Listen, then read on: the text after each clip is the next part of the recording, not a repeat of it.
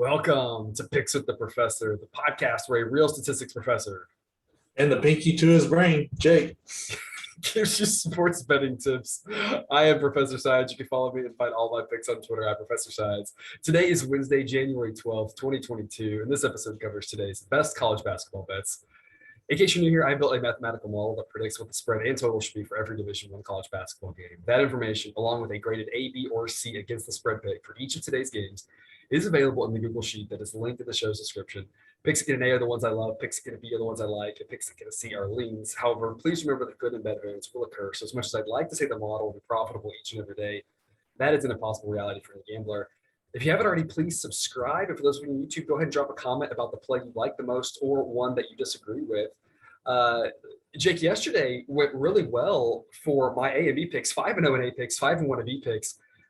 We didn't talk about it yesterday. I'm here at the beach with the new background. I feel like this is just the drop the mic and I'm going to the beach time, right? Yeah, it should be.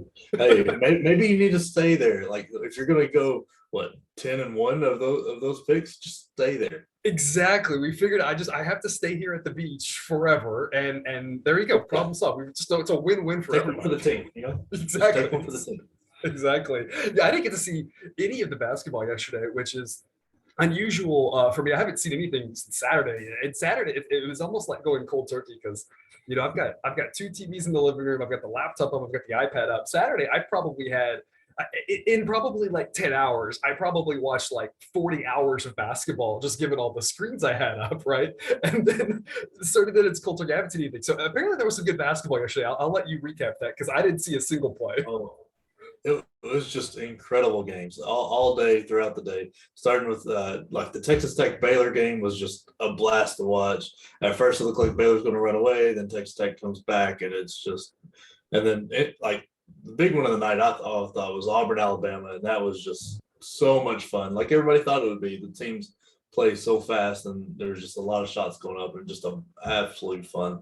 And a big comeback by Bama twice to get it close, and then Auburn pulled away at the end. Iowa State, Kansas, I didn't watch that because I was watching Auburn, Alabama, but that was an incredible game going back and looking at it. And then Miami, Florida State was a fun one to check in on if you're, they're not top tier talent, but very good games. So ended up in a 1-point game. So it was good. It was a great night if you love basketball. Yeah, Miami and Florida State, two teams that I think are ones to keep an eye on that might sneak into the tournament as a 7 seed or something, and has a chance to kind of make some noise. Like they have some upside, right? And those two teams could fall apart, but both those teams could be, finish strong, 6 seed, 5 seed, right? Just you never really know with both of those teams. So it's kind of an interesting matchup there on two teams that I think have a lot of potential. Miami's playing their way up. They're undefeated in the ACC play, and that includes a win at Duke. So that's a good tournament resume so far. Yeah, we talked about that Tech Baylor game. Tech did exactly what we thought offensively. I had the over on that one, and Baylor really struggled to score. And we knew Tech's defense was good, but credit to Tech's defense for really slowing down all of Baylor's scoring options and holding them to 15-ish points below their season average. So credit to that Tech defense there. Late in the day, we got some news for Tech that they got their second leading scorer back. It was going to be a game decision, and then game time came, and he was there. So that helped out a lot for their offense. But that was an impressive defensive performance. Very much so. And it looks like we have another great slate tonight. A lot of interesting games. So you're right to it with the kind of marquee game of the night. I think 5:30 p.m. Villanova at Xavier. The model thinks this is Villanova -3, so I've got a B pick, Villanova -1. I have to tell you, I don't really know. I've seen a lot of these teams, and I think this should be a great game.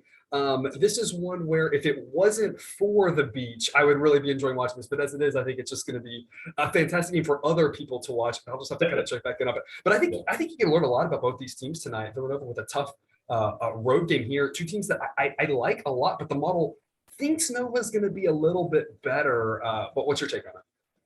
Yeah, I agree with the model here. Villanova is just a little bit better. Like these teams played already this year, and Xavier had an 8-point lead at half, and then just went 0 for the world in the second half shooting. And Villanova came back, ended up winning.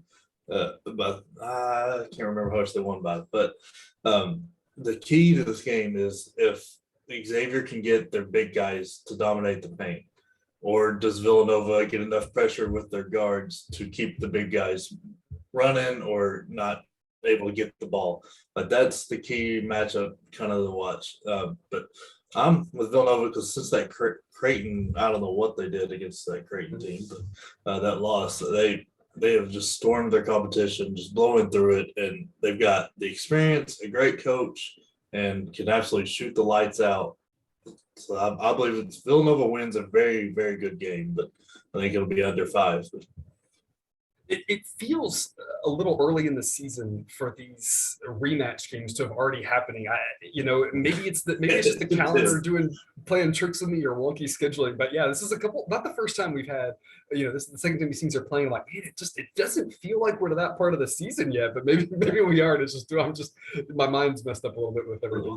The Big East is top loaded, so we're going to get a few of those here early. I think the way their schedule works out. Yep. Another really good one at 6 p.m. LSU at Florida. I've got a B pick on LSU +1. I think the wrong team is favored. I have LSU -2. What I will say is that it's been interesting. The model's had a really hard time catching up with just how good LSU has been this year. And so it's hard. You're kind of playing this game of, is the spread catching up quicker? Is the model catching up quicker? And it's been kind of that dance with LSU all season because they've kind of taken everybody by surprise. We all thought they have potential coming into the season, but they've just been fantastic from the get-go. I think the number still hasn't quite caught up to them yet here. I think the model's doing a better job of adjusting. I think LSU goes on the road and gets it done at Florida. What's your take? Yeah, I'm the same way. I think, it's a 1-point spread, so I believe LSU wins this game. Not only just covered, but I think it has more to do with Florida. Just they play like, I don't know if all through sports you hear, they play to the level of their competition.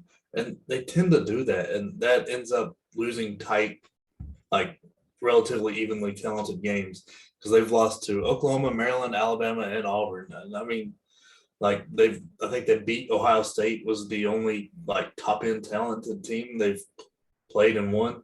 So I don't think they'll screw it up in the end somehow, some way, because I don't think their guards are good enough to get their best player the ball consistently. Castleton's a 7-foot guy who's athletic and can shoot a little bit, and but he's a little weak when it comes to rebounding because he's thin. But I don't think they can get him the ball in the times they need to, and that's where LSU will run with them because both teams play very sloppy. There's a lot of turnovers, so it should be an up and down game, and that defeats the purpose of having a good big guy. Right. Yeah, it sounds like you're talking about Florida. I'm just reminded of in college football this season, Nebraska, right? How they just were always in games, always played well, and just somehow found a way to lose no matter who they were playing against. Yes. Yeah. It sounds like Florida's kind of that same way. Just somehow finds a way to keep it close when they should, keep it close when they shouldn't, and on the wrong side of it against a better team.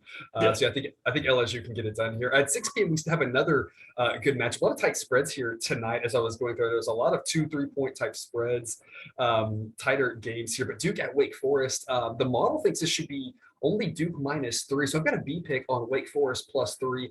I think Wake at home is a factor, can hopefully keep it close. Obviously, you're worried about fouls one way or the other, how that could potentially play out. I think that Wake is sneaky good, though, when you look at them. I think they're not getting as much respect as they deserve because of their name and their history. But when you dive into it, I think Wake is actually pretty solid. Not as good as Duke, of course, but still just a solid team. But I think you're on the Blue Devils here, Jake, so I'm curious to hear your side of the story here. Obviously, since the COVID break, Duke has not been the same team. They haven't played well. They haven't had their legs. I think the Miami game was kind of a wake-up call. Like, you're not just going to be able to walk in and just win just because you've got Duke on your chest and you've had these high-ranked freshmen. So I think this is a get-right game for them, and I think their legs will get going.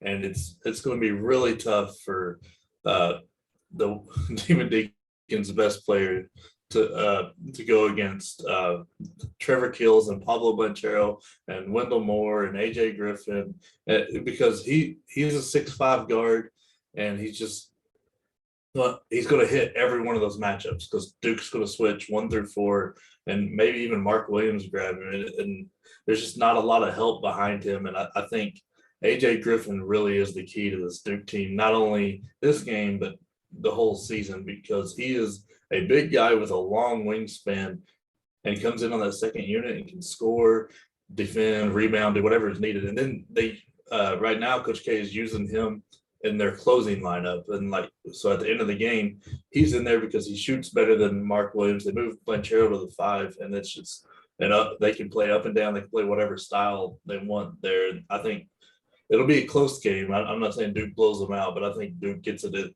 up closer to that 10 number just because at the end of the game, because Duke is actually a surprisingly good free throw shooting team to be a bad three-point shooting team. Yeah. You talk about Duke and their COVID issues, and I watch a lot of Baylor basketball as that's where I finished up school, but it really reminds me of what Baylor went through last year with their second COVID pause, where it just took them a while to get going, and the effects hung into that second game, into that third game, and you look at Duke and you wonder if it's the same thing, and every team's been different. Some teams have just had, we've talked about this, ad nauseum. It seems like some teams have had, one game issue, 2 games, and I think back to that Baylor team who was so talented, just like this Duke team, so talented, and you just never know. And then when Baylor got it right, when the tournament started, I mean, they were just unstoppable, and you just wonder, Duke's going to have that. The question is just when. So just something for the listener out there to think through. If you're into the live betting, might be something to see how they look. Are they rusty? Early on, do they look like they have their legs? And I'm trying to pick up some of those issues like that, because when Duke gets it figured back out, then they're going to be a team that's going to be, not that they will cover every game going out, right? But they'll be a team you probably don't want to fade. But you just never know when that's going to happen. And so that's, to me, the big question mark about this game is when is this that get right game? Is it the next? When do they finally get that going again? The model likes Wake, thinks that 5 is too many. You think that they can cover 5, so it should be an interesting matchup there. And then another ACC game at 8 p.m. NC State at Louisville. I've got an A pick for you on this one. Louisville -6. The model thinks this should be -9. And it kind of reminds me of that UNLV game last night that we talked about. UNLV just destroyed them. It's that same 6-point spread. And I think the model on that one said UNLV -9 as well. So it kind of reminds me of that same sort of thing where it's just home team that is massively better, only laying 6. Just not enough points here. It should be a relatively easy cover, I think, for Louisville. Jake, what's your take on this one? I'm the same way. I don't think there is a way in any timeline out there that Chris Mack lets another guard just destroy his team like Florida State, like Caleb Mills in Florida State did. That he went off for 27, and I'm sure that's all they've talked about in the film room and practice and everything, because they've got another guard who's relatively similar, and I think even more talented than Darren Seabrown for NC State. But there's just nothing left after him on that team, and also kind of adding into that, there's nothing left. He is ball dominant. Like in their last game, he went 9 for 20. So if he's going to do that, like that kind of game with this Louisville team, it's going to get out of hand quick. Because I don't think NC State's got enough to help, like to stop the Noah Locke, Malik Willis combination. And I think that's where they just play through and just run through this NC State team. Yep, I agree. It makes a lot of sense. And we've got a few more buzzer beaters for you here. I've got 5 more A picks for you. I've got 1 more ACC A pick for you. Clemson -3 on the road at Notre Dame. And then getting into some of the smaller schools, 3 more 6 o'clock A picks. Fordham +2 versus Duquesne. UCF +2 versus Memphis. And Tulsa -3 versus Temple. And we talked about there's just a lot of these tight spreads here. So I think Fordham, UCF, Tulsa, and Clemson basically all win. And that should be enough to get us to the window for those 4. And then I've got a 7 p.m. Bradley -8 versus Evansville. I think Bradley is just in a different class of it versus Evansville and just runs them out of the building. So those are my 5 extra A picks for you here getting into the buzzer. Jake, what are your buzzer beaters? I've got Chattanooga -12.5, Michigan State -11.5, which are both 6 p.m. games. Colorado State, I believe it's a bounce back game after having the worst offensive performance of their life with -5. And then I've got UConn at -11.5. And just like you were saying with Bradley and we were saying with Louisville, I think UConn's a different class than St. John's. Yep, that Chattanooga team has been good to us for the most part this year. So yeah, I've made a lot of money off them. I agree. I think just keep riding that one, and I agree with you, Colorado State. It's a get right game for them. Hopefully, they finally got their legs under them. So I like those as well. And that's all we've got for you today. Thanks for tuning in to another episode of Picks with the Professor. Reminder: check out that Google Sheet for all picks and totals for today's games. If you haven't done so yet, please click that subscribe button for a new episode every weekday of the college basketball season, no matter where I'm at, beach or not. Right? We will see you tomorrow. And until then, remember, you can eat your betting money, but please don't bet your eating money.